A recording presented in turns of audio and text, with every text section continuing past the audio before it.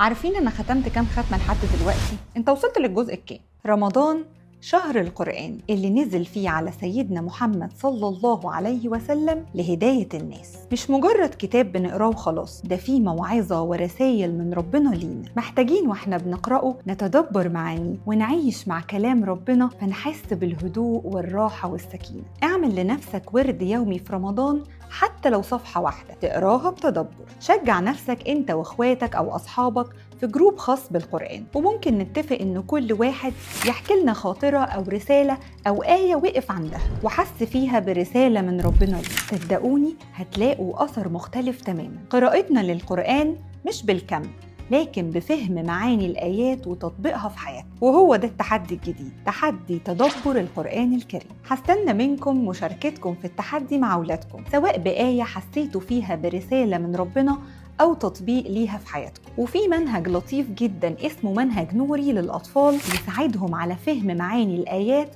والحفظ بسهولة، وكمان أنشطة يقدر يطبقها في حياته. لو مهتمين تعرفوا تفاصيل هتلاقوا اللينك في أول كومنت.